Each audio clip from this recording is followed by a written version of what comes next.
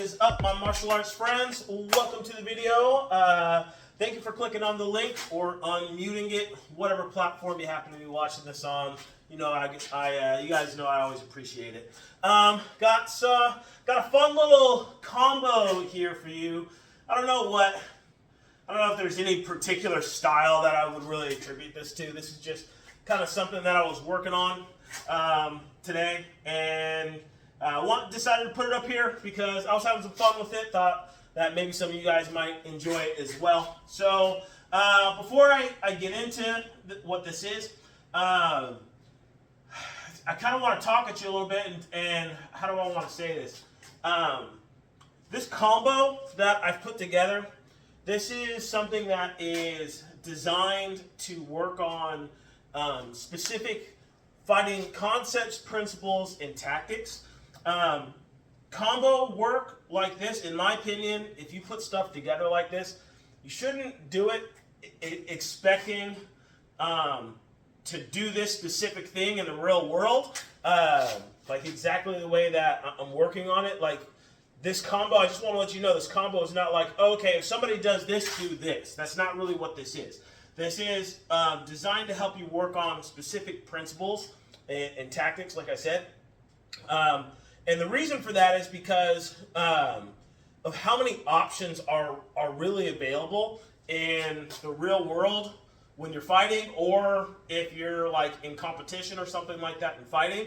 And the way I like to think about it is with like colors, you have five real primary colors. You've got yellow, blue, red, white, and black. And from those five primary colors, you can get every color, every tint, every hue that exists out of just those five things, right? Those five colors. With martial arts, it's actually, the way that I see it anyway, you've got punches, kicks, elbows, knees, headbutts, shoulder strikes, hip strikes, which are like your hip throws, and takedowns. I would regard takedowns as its own kind of thing.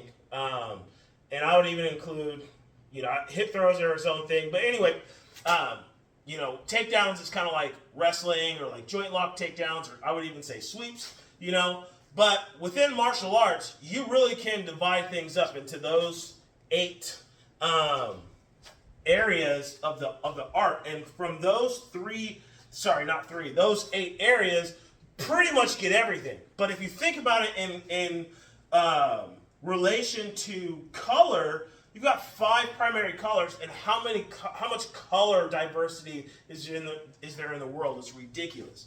That's why you've got so much diversity in martial arts, because realistically, we're working with, if you're talking about primary colors, we're working with 8, not just 5. And so the reason why I say that is when you put together combinations like this, don't expect to really be able to use that specific combo, because the things that can come at you are literally numerous, okay? Really the reason why I like putting stuff like this together is because it's through drilling the foundational principles and tactics and concepts, through drilling these and putting them together in different ways is how you build your flow, and your art form just comes out of you more practical and more precise when you do things like this. Hopefully that makes sense, okay? And so with this specific combination, there are 3 main foundational things that I'm working on here. And so that is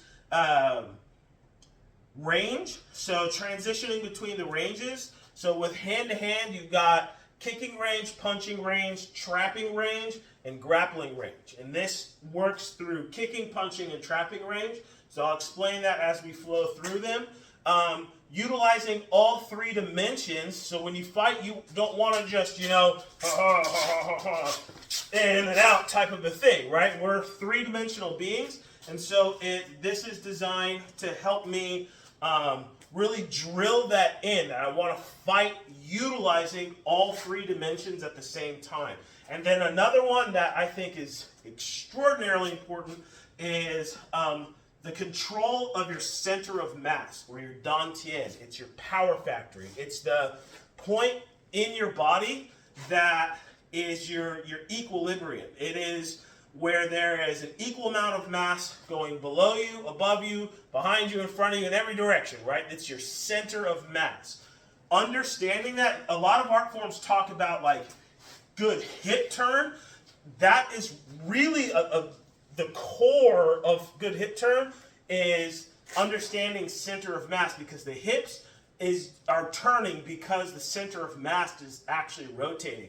And so understanding how to move your center of mass and control it properly to strengthen the stability of your stances, strengthen the power of your strikes, and being able to elongate range. All these things comes from understanding how to more properly use your center of mass. So lots and lots of stuff to work on. This thing, this combo is not about speed. This is about precision. This is a workout. I personally think that there are some workouts that should be about precision, not strength or power or speed or anything like that. It's the precision of all of your movements that you're trying to get with this. All right, so I'm going to stop flapping my lips and let's get into it, all right? All right, so today we're going to be using the double end bag, okay? I got two of them here connected to each other. You can do this on the heavy bag, but I like doing stuff like this with the double end, and I don't know if you can see it here.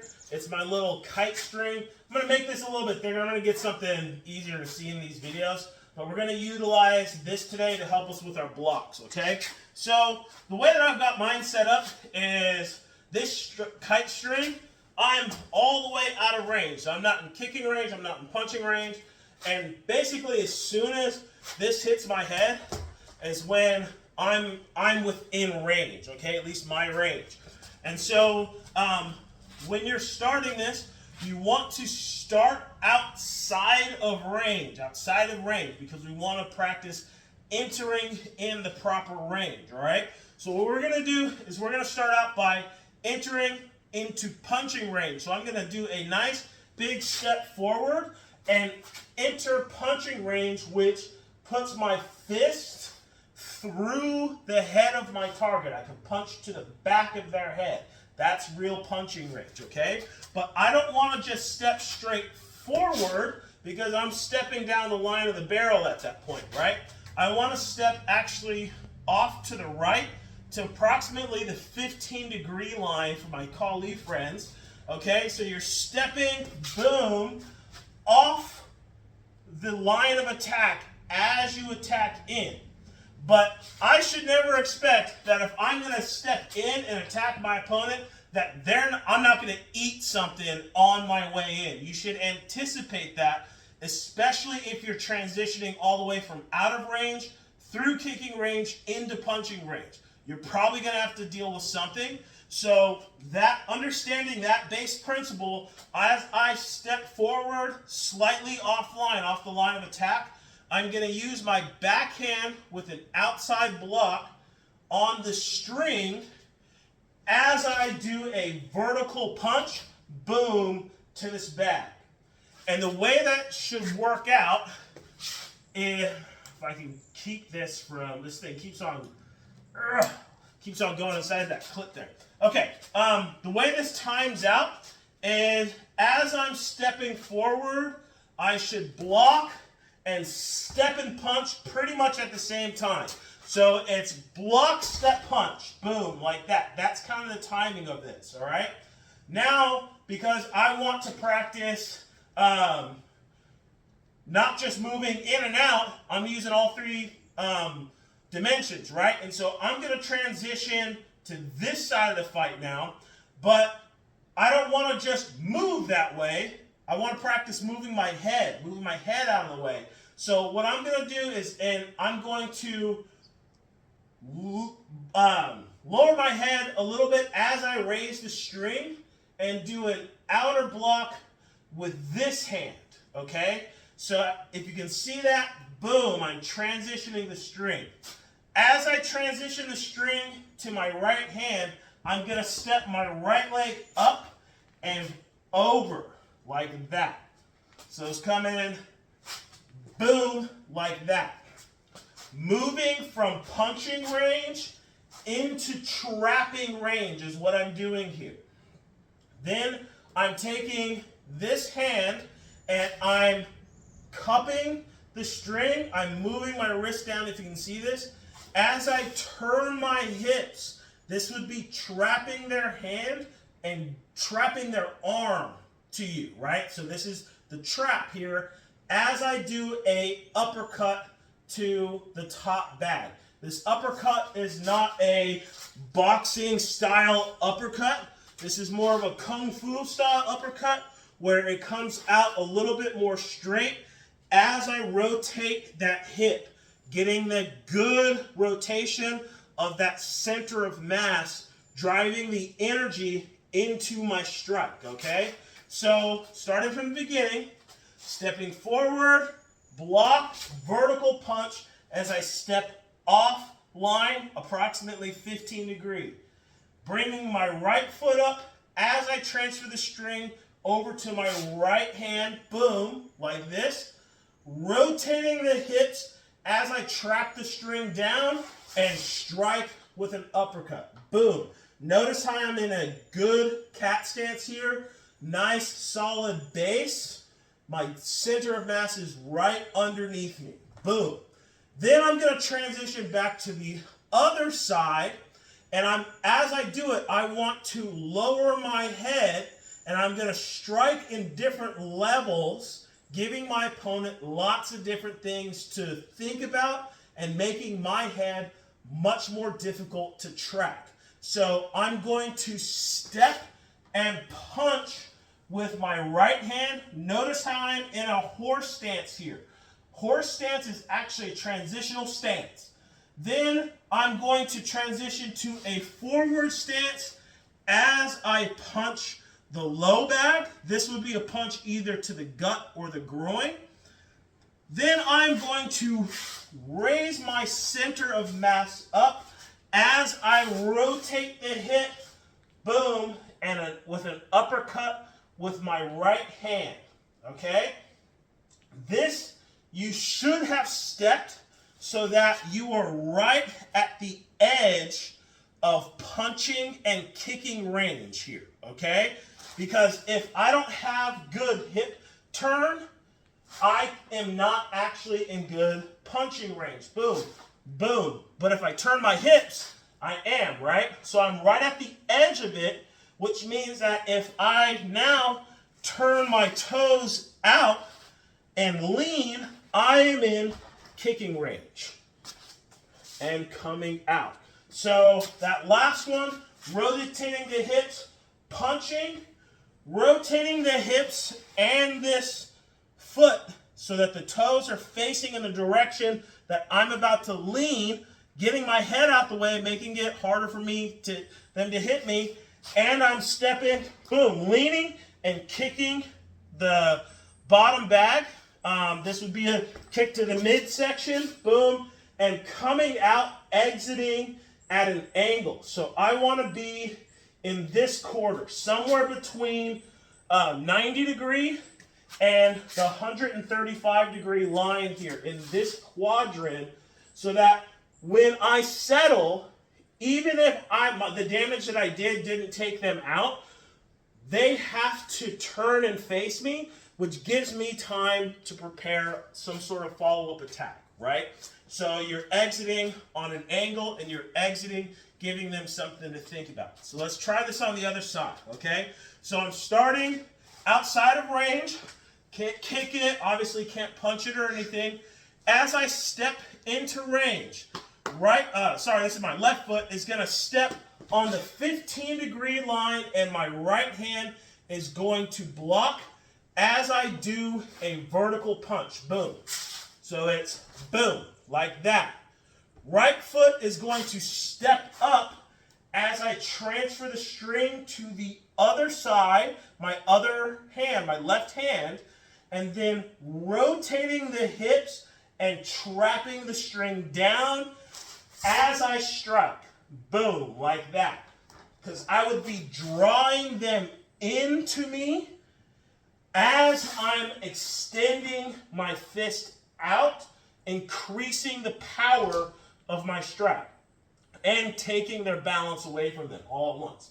Then I'm going to transition to the other side, and I'm going to drop down, boom, punching high as my head drops low into a horse stance.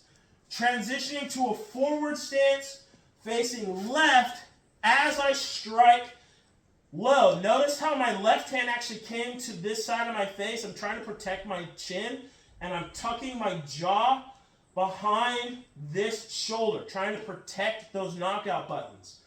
I should have stepped right at the edge of punching and kicking range with this step. Then I'm going to turn, and as my center of mass comes up and rotates is when I strike the bag, bringing my right hand to my face, turning the toes to face the direction I'm going to lean as I lean back and kick the midsection, kick the bottom bag, and I should end in this quadrant here in a good fighting stance. Let me go through it on both sides one more time, maybe demonstrate it just a couple of times, and then I'll let you go. So stepping in, right lead, stepping in, step off, 15-degree, block, punch. Step up, transfer the string, rotate, uppercut. Drop down as you punch into a horse stance, transition to a forward stance as you punch the bottom bag, lifting and rotating as you punch, turning the toes and leaning, boom, as you do a front leg roundhouse kick exiting. Other side, last one, then I'll demonstrate it. Stepping forward on the left 15-degree, block punch. Transition the string, step up, rotate, trap the string down as you do your uppercut. Step into a horse stance as you punch high. Transition to a forward stance as you punch low. Rotating as you come up and striking with this uppercut. Turning the toes in the direction you're going to be leaning as you kick and exit. Okay? I'm going to demonstrate this just a couple of times on each side. Once again, this is not something that is done to be fast. It's really, you're trying to be precise. Okay? So I'm not going to try to be fast with this. I just want to be as precise as I can be. All right?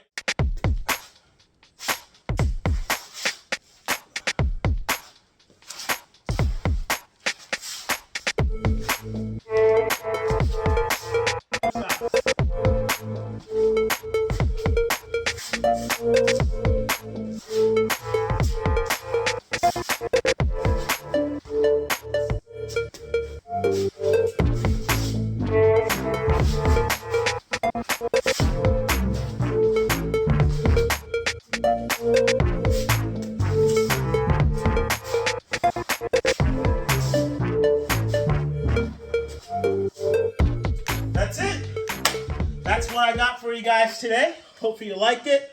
Hopefully it's something you can use, or it gives you your own training ideas. And it's something that benefits you in your own martial arts study. Thanks for watching all the way to the end. If you did like the content, feel free to like and subscribe. All the good things. Until next time, God bless. Deuces.